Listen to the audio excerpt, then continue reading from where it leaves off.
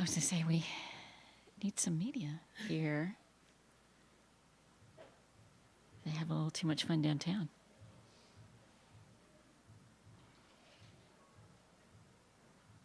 Evelyn should be here.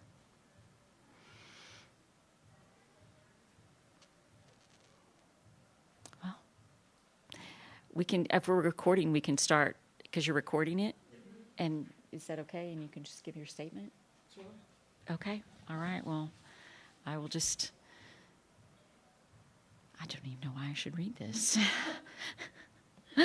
But I will go ahead and turn it over to you, Coach, and you can give your opening statement.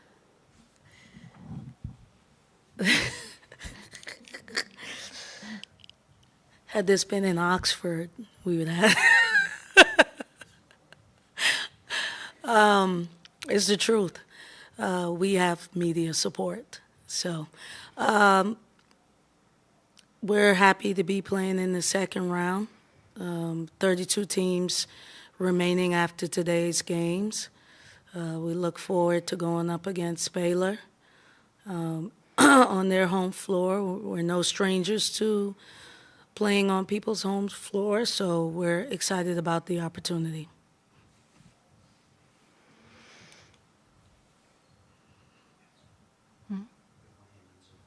We have a hand. Let's see. I tell you, I'm not seeing the hand raised at all.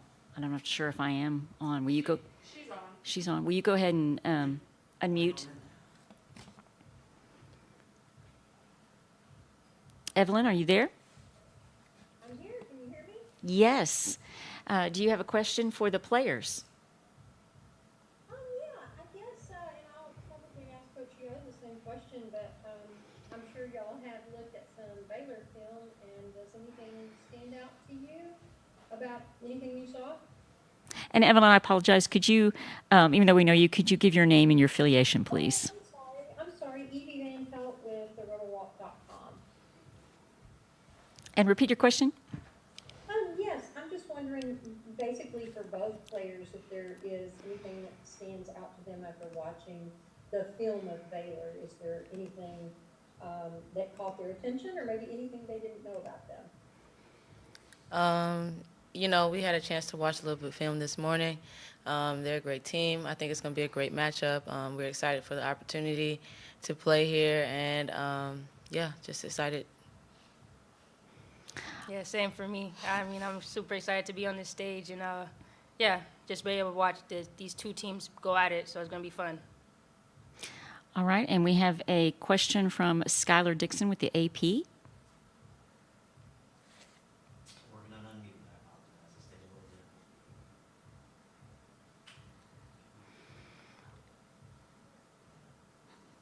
Okay, that should do it. Am I there? Yes. Skylar Dixon with the AP. Again, just getting both of you all to address this. To me, I don't know, you weren't there 3 years ago in Waco, were you? I'm assuming you weren't. I was not. Okay, so for both of you, you weren't there 3 years ago, but I'm sure you know how it all went down, losing the first round game, not getting a chance to play Baylor in the second round. And I know that it's a totally different team, very few players. I think maybe just one player who were there. But had there been any conversations along those lines with Coach and, hey, we're going back there and would maybe like to have a happier ending this time? I think we was all playing college basketball at that time, so we remember what happened. But it's a new season, new team, and we're just blessed to be here in the second round. We've made it to the second round, so it's already different. So just taking the opportunity at hand and ready to play tomorrow.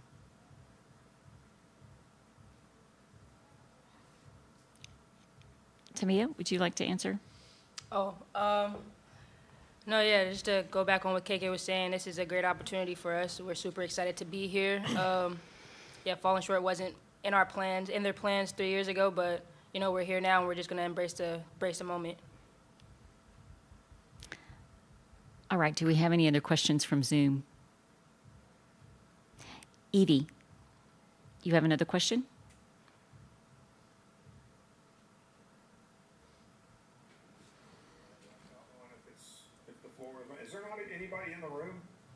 No.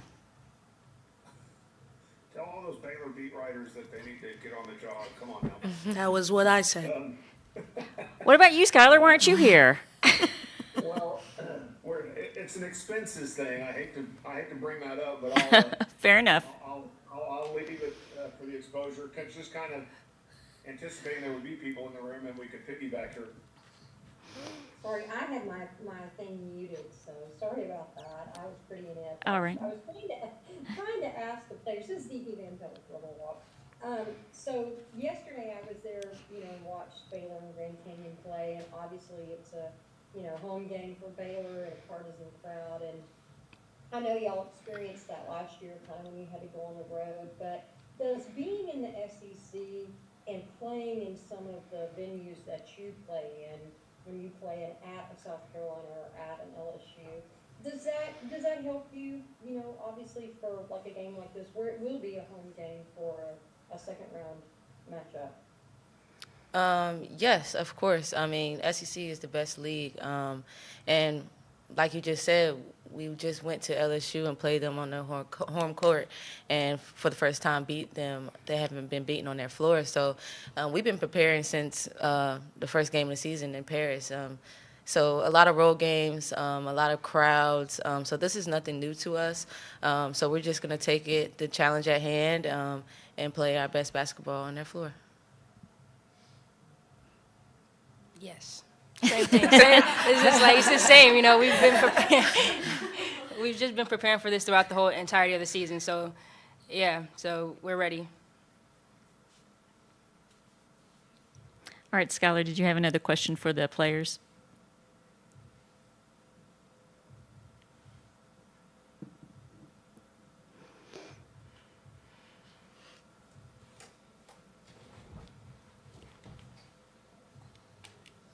Skylar?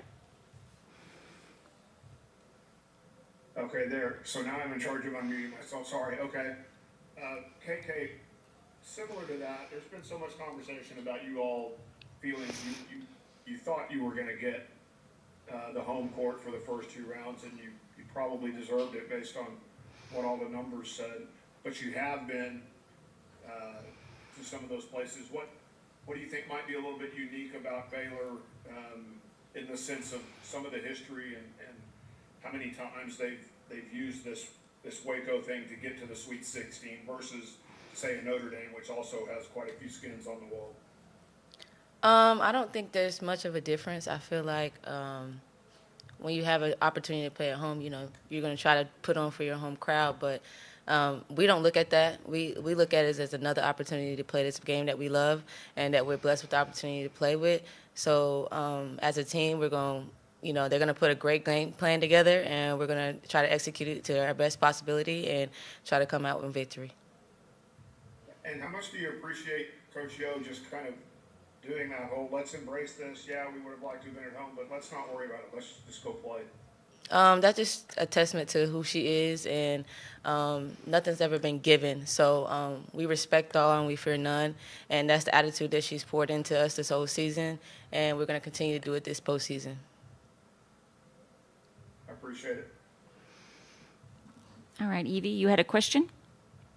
Yes, and actually for both of you, how does, to me, Coach Yo is very demonstrative about her, basically an attitude of gratitude and not being, there's a lot of coaches that would have spent a lot of, media time complaining about not hosting, and she didn't do that, and y'all didn't do that, and just does just her spirit of gratitude, does that rub off on y'all? Does that impact you in your daily lives, even off the court?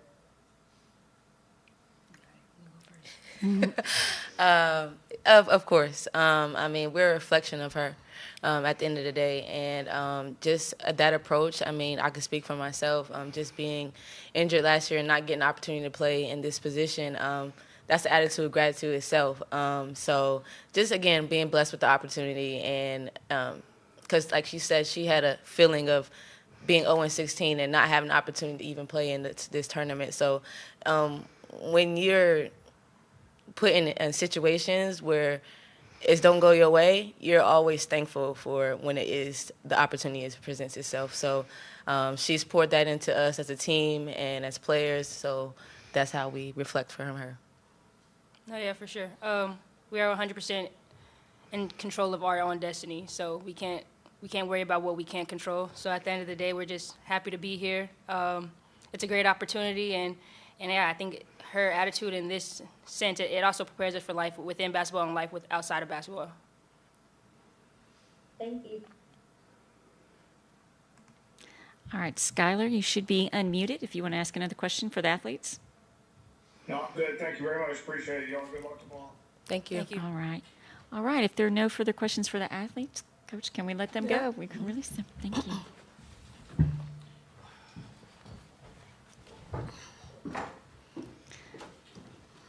All right. Evie, I see you have your hand raised and you are unmuted. Okay, thank you. Sorry, it's just, me and Skylar. But I'm here representing your beat. So. Yeah, thank you. So same thing I asked the players, what have you noticed about Baylor just in watching? I'm not asking you to divulge any of your game plan, but just what stands out about them to you? Yeah, I mean, Baylor is an aggressive team. They want to get out and transition. They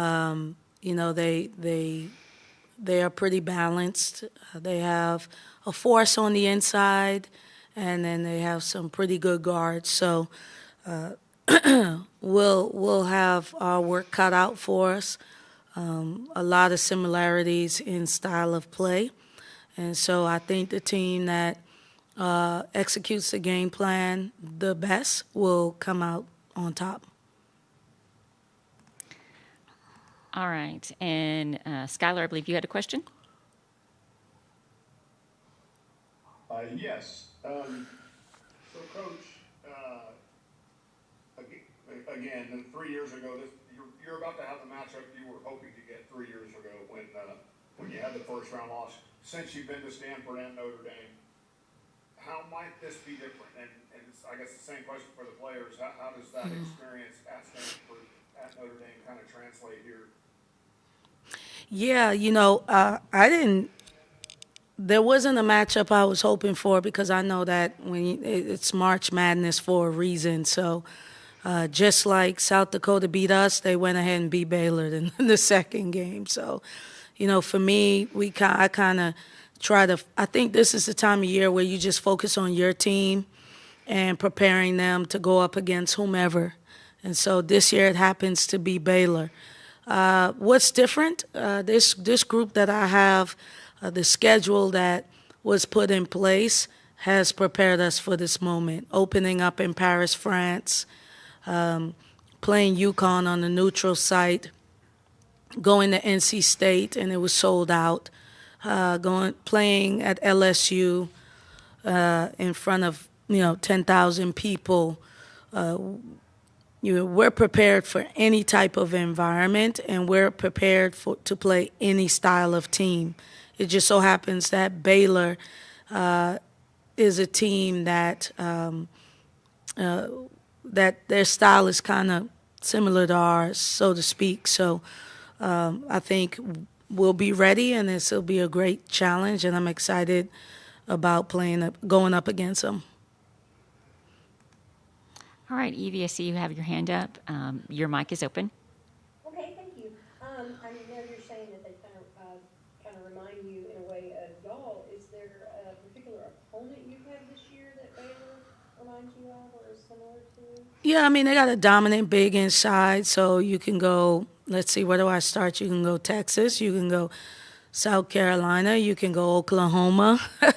You can go through a lot of dominant bigs in the Southeastern Conference. So that'll be something that we have seen before. And then they have good guards. And in the Southeastern Conference, every team has good guards, from really young guards to experienced guards. So that's what I'm saying. Like the style of play, the league is so diverse now that we've kind of seen everything. Like Ball State, there were teams that reminded us of of Ball State. You know, the Vanderbilts, the Arkansas, Missouri, and now we have Baylor, and that's more of a Texas, more of a South Carolina, LSU. We've played against this style, and the league has prepared us for that. All right, and we have Skylar with a question. Oh, wait. You're unmuted. You should be unmuted. Okay. You mentioned yesterday that, that 3 years ago, it was your all's first time together, and it's a totally different team, more prepared, et cetera. How much do you think the experience of, you add up these 4 years in a row going, for you as a coach, how much does that help going into kind of a high stakes situation here? Yeah, I mean, it has definitely prepared me, but I think that preparation has been a part of my journey, my whole life. So I've always been the underdog. I've never had a breakaway layup. I've always had to do a combo move or a Euro step to get my 2 points. That has really been my story. I can go back to when I was at Jacksonville and we beat Florida Gulf Coast, and they were the juggernauts in the league, and we went to their place and beat them. It was their first time losing in 7 years. When we went to Palo Alto, I think they had only lost 3 home games. And so it's just something that I'm very comfortable with. And I think it's because I don't let the moment become bigger than what's in front of me, which is the game plan. And we're always going to have a great game plan. I have a great staff that has experience. My staff, Quentin Hillsman is coaching the championship game in the NCAA. Coach Joy and Coach Emp has played in the Elite Eight and has numerous NCAA tournament experiences. And then you have me. This is my 5th NCAA tournament experience as a head coach. So, we have a lot of experience, and, this is just, to me, another game. I don't look at it like this is, I think the pressure's on Baylor. I don't think the pressure's on us. They're at home. So as far as we're concerned, we're just coming out and trying to execute our game plan as best as we know and can. All right, and we have another question from Evie. Evie, your mic should be open.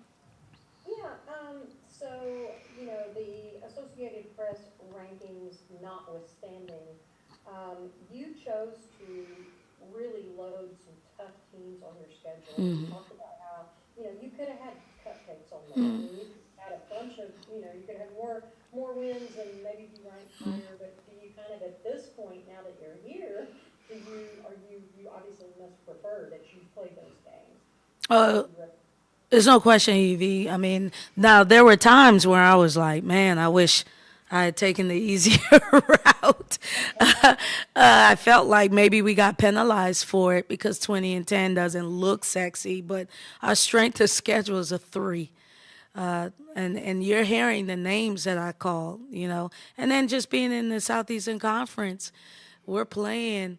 I think there were 8 teams before us that got ranked. There were 8 teams, and then you got South Carolina who's up there, LSU's up there, Oklahoma, Tennessee was up there, Vandy got ranked, Alabama. It's a dog-eat-dog world, and it definitely has prepared us for this moment. So although there were moments, I wish we had played a little bit more easier teams. My team is incredibly confident as far as their ability to play right now. Like I said, our last loss was versus the number 1 team in the nation at the time, Texas, and it was by 2 possessions. So we're confident. Good, thank you. Let me just ask one more thing. Sure. No, go ahead, Evie. Okay, you talked about how appreciative you are of the administration and the chancellor and the AD who have been supportive of you. But do you feel like feel like they should be appreciative of you. I mean, you completely turned this program around and had so many firsts that have happened. So do you feel that spirit of gratitude, from the university as well? Yeah, I mean, I think we're all a team with the intent to give the best student athlete experience that we can, and we try not to make it more about, me or them. It's really about the student athlete. I never asked them that, Evie. But I do feel my impact in the Oxford community from my foundation, what we do, the countless free clinics and empowerment summits and the way we put ourselves out in the community and the way the community loves us back. I'm never unsure about what the crowd is going to look like on a weekend. They come out and they support us. And I think that anybody that's not doing it in 2025 is a little bit behind. And there are a lot of things right now that can pull administrations, people, a lot of different ways, right? Just the way the business is going. But women's basketball matters. The impact that it has matters, and now we're receiving units. And is it what we want it to be? No, but it's a start. And there were a lot of people that came before me that fought for it to be where it is, and I hope that it will continue to grow. Thank you. All right, it looks like we don't have any other questions. So with that, Thank Coach, you. Thank you so much. Thank you. Thank you, Michelle. Thanks.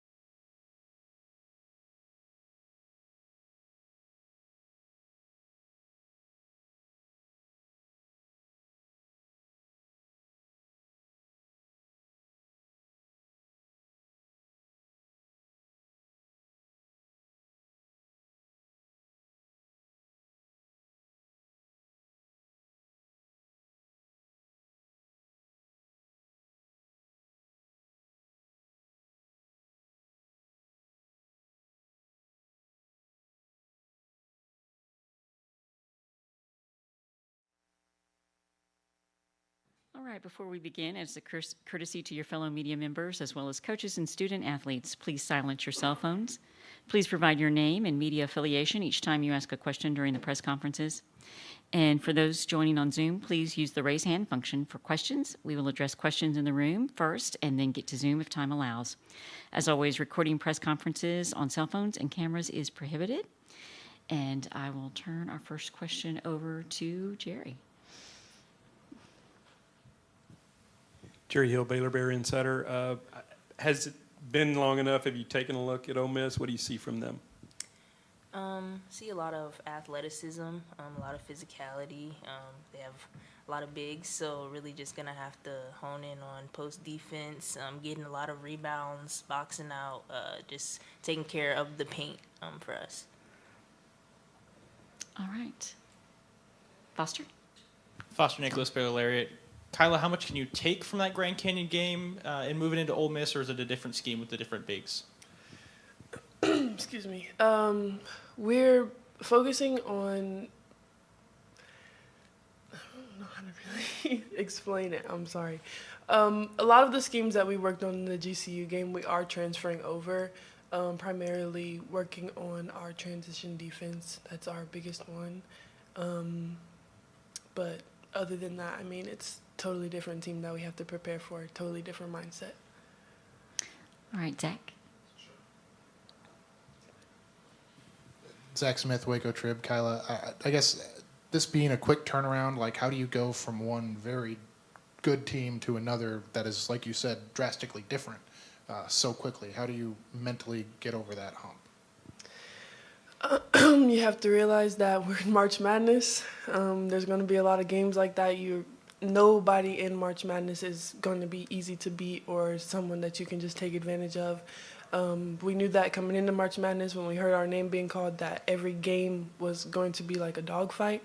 And I think we were already prepared to, switch our minds from one game to the next. Jada, Yaya has stepped into the starting lineup over the last month of the season or so, and y'all haven't really skipped a beat. What is it about her that has allowed her to kind of so seamlessly kind of step into that larger role? Really just her tenacity, her energy. As soon as she came off the bench, we have a lot of players that could be starters. We can interchange them at any time. So really just giving them that mindset that when you come in the game, no matter if you're the first one off the bench, first one in the game, just keep bringing in that mindset, keep going hard. And she definitely gave us direct buckets off the bench. So now she's just in the starting lineup still doing what she does and making a big impact for us on offense and defense. So. All right, Foster? Jada, what was it like to have that home crowd yesterday and be hosting here? Did that pay off? Did it make a difference? It was great. It was super loud, though, super loud. So really just trying to talk to Coach Nikki about what we can run when we're on the opposite side of her and some things that I can get in my head already. So we already have a plan for what to do when it does get loud. So then in the second half, when we come back down towards her end, it's easier because we can hear and function better. But really just adjusting to that, but definitely still having our home fans still being in Waco and being able to experience Foster one last time before we leave. So, Jerry? Kyla, Jada talked about it. Their bigs are different than what you just faced. And watching that game, I don't know what the final numbers were, but they were killing them on the offensive glass. How much of an emphasis is that for this one? Boxing out, keeping them off the glass, and how much does it help having Bugs back in there to help you with that? They have honed very, very. They've said a lot that they score off of their offensive rebounds. So we are very honed in on it. We're very, we have to box out. We have to get rebounds. We talked about it earlier in the season that there's people who are those box outers and there's people that are those go getters. But I think everyone's going to have to be a little bit of both. It helps having Bugs back because she was our leading rebounder, and losing her, we lost a big chunk of that. So it's nice to have her back because we know that if nobody else is going to crash, Bugs will. All right. Yes, Foster? Jada started a little slow yesterday. Do you feel like the nerves are out and you'll be ready coming out the gate against Ole Miss? Definitely. I feel like if we start better this first quarter and like translate that throughout the whole game, first through fourth, not just okay, first half it was rough, but now we're getting in the second half. Really, just start locked in, know our game plan, know we have to box out, crash, rebound. Whenever a shot goes up, we shouldn't be standing around looking. We need to go try to get a rebound wherever it is because we know they are. Just be first to the ball, be more physical, and I feel like we'll win the game. All right. Zach, Jerry? Do we have any questions from Zoom? All right, we have Skylar. All right, Skylar, go ahead. Thank you, Skylar Dixon with the AP. Jada, you weren't there 3 years ago when they lost in the second round and didn't go to the Sweet 16. There's a long history of Baylor using Waco as sort of a launching pad at the Sweet 16. How important is for you all to kind of accomplish that and sort of get Baylor back on that track of using this home court to get into the deeper rounds of the tournament? Really just knowing that Foster's a great place to be. It's new. We've had a lot of new experiences and opportunities. So really we're making history for the first time here. So we need to go out strong. We want to get 2 great wins. For our seniors, we want to end our season right in this new home court. And for the young ones, they get to continue that legacy with their next team the next following year. So really just making a statement and trying to keep hosting, being good enough next year to come back here and host next year and continue to win and just make Foster a winning place to be just like Farrell was. All right, do we have any other questions from the floor? Any other questions from Zoom? All right, well then I believe this concludes it. Thank you so much. Thank you. Oh, yes. Oh, did you have one more question? No, go ahead. No, we were just thinking. Oh, okay. All right. Thank you. Thank you. Having Communications will post a recording of this press conference in the NCAA Digital Media Hub at ncaaveritone.com. Transcripts are provided by ASAP and will be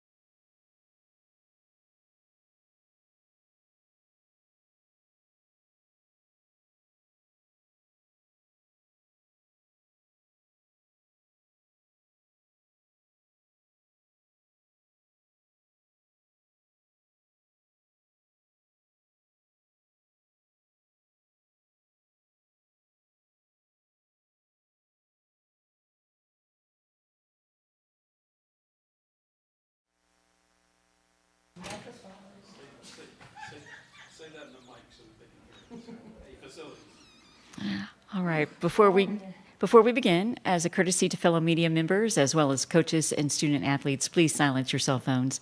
Please provide the name and media affiliation each time you ask a question during the press conference. If you're joining on Zoom, please raise the hand function for questions. We will address questions of the room first, and then, if time allows, go to Zoom. Recording press conferences on cell phones and cameras is prohibited. And Coach Nikki, would you like to make a statement? Sure. Happy to be here. Happy to have more of a voice each day. Really proud that we were able to find a way. I think Grand Canyon might have been a little underseeded. I thought they were, they know who they are. When you have 11 seniors that have played together, some of them for a while, some of them, but they really meshed well together. They started strong. They started really confident. They started like a team that's won 30 games in a row. And I don't think they really blinked even when they had a little bit of foul trouble. So proud of the way we executed in the second half, the way we defended down the stretch, and the way we played inside out. So happy to play a really elite team out of the SEC. And I know when I looked at, the top 68 and, we were 14 and they were 17, doesn't seem like we should probably be playing each other. But I think you're going to get a really elite matchup, really athletic Ole Miss team. All right. Jerry, would you ask our opening question, please? Nikki, I'm sure you scouted them yesterday. You probably already looked into them. What kind of things do you see from Ole Miss? I mean, they were just really crashing the offensive boards. Yeah. Elite getting the ball back. Sometimes it reminds me, growing up during the Pat Summitt era, so often their perimeter shots really were assists that really got the ball closer to the rim. And I thought they were shooting and I don't like almost fighting over who got the offensive rebound last night. I think they're elite athletically. They play really, really hard. That's just been a staple of Coach Yo, going back to when I was coaching at FGCU and she was the head coach at Jacksonville. They've always been really good defensively and, gotten after it and played really, really hard. So, I think they're a team that plays incredibly well in transition. They play downhill. They get to the foul line. They've shot almost and made more free throws than their opponents have taken. So, big key in the game is going to be playing without fouling. All right, Foster, you had a question. Foster Nicholas, Baylor Lariat, how much can you take from that physicality against GCU specifically with the physicality that Ole Miss brings? Yeah, I think it's different. I think, I think we both play in physical conferences. And I think the physicality is very much, they're going to chest you up. We're going to chest them up. They're used to playing against elite offensive and defensive teams in the SEC, same as us. Their league wasn't as big. They didn't have the bigs that our league had, but they have athletic bigs in the SEC. And so I think the game is going to naturally be physical. I think it's probably going to be a little less handsy. I just think the reaching, the grabbing, the clawing, we're pretty marked up from that game. I think the game will be more about body physicality and less about, reaching, grabbing, that type of thing. All right, we have a question back there. Parker Ream, Fox 44 here in Waco.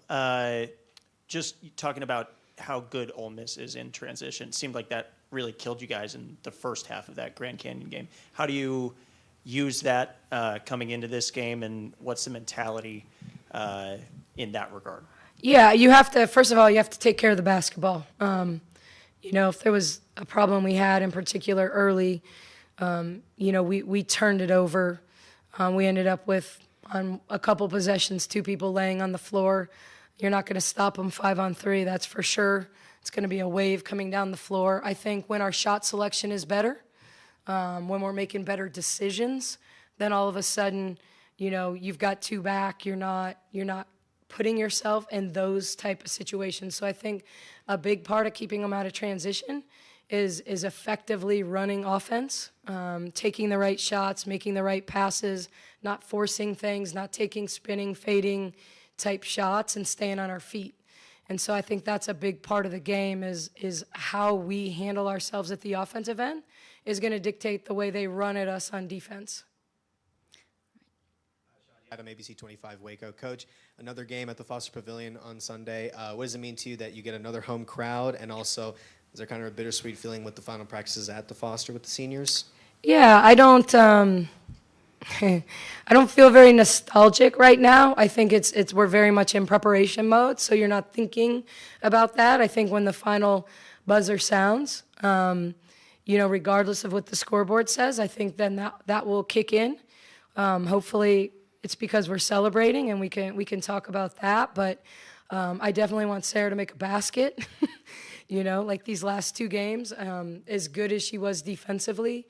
And I thought she was the difference maker in the game yesterday. The TCU game and last night, she didn't have a field goal in either game. So I know I don't want that for her, for sure. But I think this is what you play all season for. It's the difference between the men's game and the women's game. And someday our game will be at the place where these games will be on neutral floors. But until then, the resume that you build throughout the course of the season impacts your ability to be in these situations. And it doesn't mean that Ole Miss isn't deserving. They clearly were one seed away from hosting. And so their resume is very, very good. And I think similar to us, I think they got better as the season went along. I think they were playing their best basketball at the end, played Texas great in the SEC tournament. And so, I just think I'm excited that, we get to make some noise, that our fans get to make some noise and support our team and hopefully lift us tomorrow. All right, we have Zach from Waco Trib. Zach Smith, Waco Trib. Coach, Yaya scored a lot at Ohio, and I guess when you brought her here, did you tell her, give her a heads up what her role was going to be, that it was going to be this diminished? And then do you think that history has helped with her starting over the last month? Yeah. First of all, one of our sayings, and I don't say this in a disrespectful way, but even when we're looking in the portal, there is a leading scorer on every bad team. And just because you're a leading scorer does not make you an elite player. Someone's going to get the shots. What we saw in Yaya is a player that we felt like had the ability to play at this level, to be effective at this level. But she was going to have to learn shot selection. When you're the best player on your team, when you're the playmaker, you can have four and five turnovers a game. You can take a lot of shots that we would consider bad shots because maybe it's a better shot than the guy next to you. And so a big part of Yaya's growth was, learning to play in a system, learning to play with other great players, which is what she wanted. Yaya's dream is to continue to play and be a professional. You have to learn to play with good players. And you have to learn to pass the basketball and not just be right-hand dominant and drive downhill and shoot threes, And so I think Yaya learning to read screens. I mean, if you look at a year ago to now, Yaya had a really high usage rate last year. One of the highest in our league. And a lot of that I attributed to when I got her in, I thought she was capable of giving us something that no one on our team could, the downhill ability, the and one ability. But everything was for her to drive right. And I went to her early and often when I checked her in because defensively, she was going to mess up. And so I wanted to get to them before they got to us. And so fast forward a year where at times we started her on San Antonio yesterday. We've put her on elite scores. I don't start games with plays for her. I let her flow into actions and not put her in position where it's go make a play. It's let the game come to you. So she's just come a long way, and as much as anything, Yaya had to grow in her emotional maturity. She's a pleaser. She wants to do well. She's frustrated when she makes mistakes, when she turns it over, and she had a hard time playing through mistakes and not turning one into two. So that's the biggest growth, as she's gone from one year to a next. And even within this year is getting her over the hump. I mean, anyone can see me grab her when she comes out of the game. It's the calming. It's you're going to be all right. I'm going to put you back in. Relax, because she wants to do well, and it's not selfish. She wants to help her team. All right, we have a question in the back.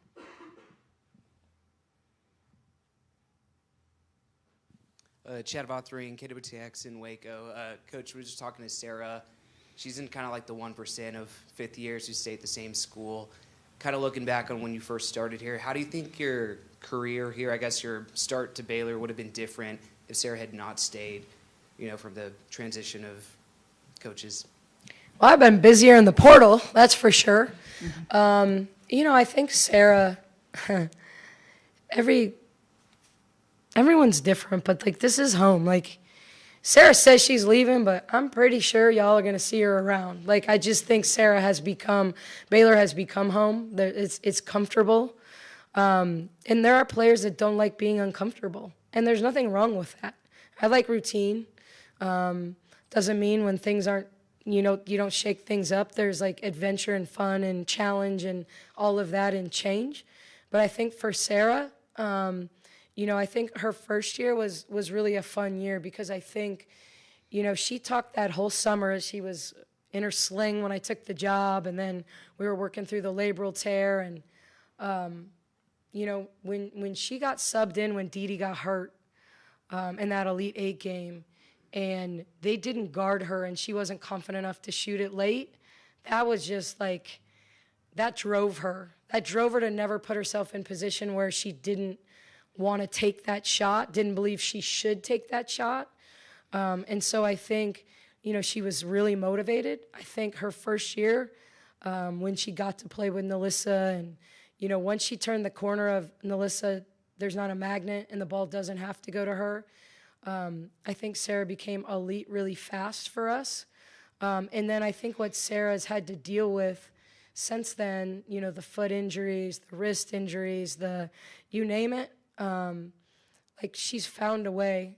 Like last year, she wasn't as effective as she is this year because she's learned to play with a little bit of the limitations that she has based on kind of her body. Which she didn't have her first 3 years at Baylor. But when you look at these last two, she's played maybe with not the same burst. And so change of speed, change of direction, when to give it up, not trying to do things you can't do. I think she's just learned to be a really elite passer and a really elite leader. So I don't know what Sarah would do without Baylor, to be honest with you. So there's like two sides of that. Don't listen to what she says because I don't know what she would have done. Lori Fogelman, Baylor Radio. Coach Nikki, we all knew that Bugs would be back, but what was it like for her, for you, and for the team when she entered the game?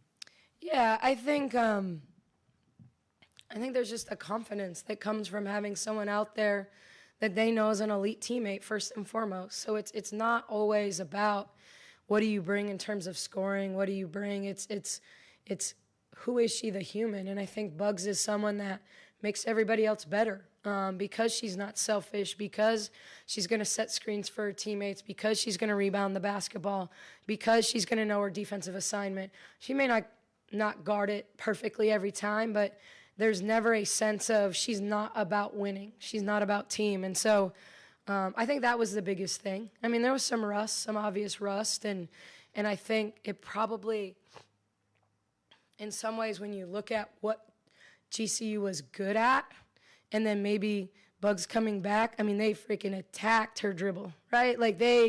And there were 2 times where it was just like she put the ball down and it was gone, and I think understanding, like you got to play lower against a team like that. You got to get your shoulder by them. You can't put the ball out in front of you. Probably wasn't the easiest game for her to come back in, but I thought she gave us really good minutes. I thought she had some really good defensive possessions late for us, some late blocks, late rotations, and so we kept her right where we were supposed to.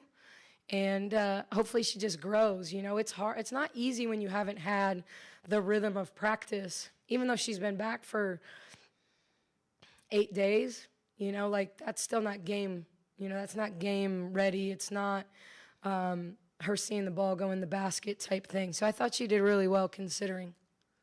All right. Yes. Going along that Bugs tangent, you've talked all season long how you never want to take her off the floor. How hard has it been for you as a coach to have to say, okay, take? Oh, the hardest part was the look in her eyes in the first half. I mean, she just, like, Bugs never drops her head. And so when I subbed her in the first half, I'm like, you didn't do anything wrong. Like, you didn't do anything wrong. You know, and so, you know, because my hard cap was 20 minutes. And so, you know, I took her out with 2 minutes to go, and she was at 18, whatever. And I thought they were helping off of her, and we needed Bella's ability to stretch at that point. And Bella hit that 3 late, which was really key. But, you know, I think it was more the look in her eye than anything for me, because it wasn't that she wasn't executing or not giving us her best. It was, you know, like I wanted to have some minutes in the second half to play with. So she played longer in the second half than she did the first half. But, you know, I mean, it's not easy when you're someone that's used to playing 30, 32, 34, 36, you know, minutes to be at that 15 to 20 minute restriction. All right. Any other questions from the floor? Jerry? Jerry Hill, Baylor Bear Insider, since I forgot it the first time. Nikki, with their size, how important, and they're hitting the glass and all that, how important is it to keep Nettie on the floor as long as you can? If you ask me that question first in every game, I would tell you it's the most important thing in every game we play. And so it doesn't matter who we're playing. Like, Nettie is playing like an All-American right now. And if Nettie had played like this for the first half of the season, she would have been an All-American. She is putting up All-American numbers right now. And so it's always going to be the most important thing, because when we have the Nettie that we've had the last month, we just have a decided advantage, and I don't care who we're playing against. And so, you know, I thought we got good in the second half because we recognized that we could get her the ball early and that we could play off of her. So when they were putting 2 to the ball, we made 3s. You know, when they doubled her, Yaya cut, gets a 3-point play. So I just think it was over time our team understanding that we're going to see different things from different teams. Not everyone's going to sit in deep early. Some people are going to bring the double late. But she's at the top of the scouting report right now. Like, your game plan has to be centered around what are we going to do. You know, and the game plan might be let them go 2 by 2 by 2 and make it tough. Like, that may be the game plan, because that was the game plan against Oklahoma State. Like, they didn't bring doubles all game long, and then they went zone. You know, that was their, okay, we got to do something. But, you know, like, you have to have a plan. And so I think us learning, you know, what that plan is in the first 5 minutes. What are they doing? How are they guarding her? Are they fronting her? Are they fronting her with help? Do we need to get the ball in the middle of the floor? Do we need her in ball screens? Like, you know, it's figuring that out early, because she is the person that we get to play off, play through, and play to. And everybody's better when she's playing well. You know, I mean, it's that simple. She took 13 shots. It's not like she took 30 shots. I mean, San Antonio took 26 shots in 26 minutes. You know, so it's not always about how many shots does she get, but the attention she draws is going to create shots for other people. All right. Any other questions from the floor? So she needs to stay out of foul trouble. Yep.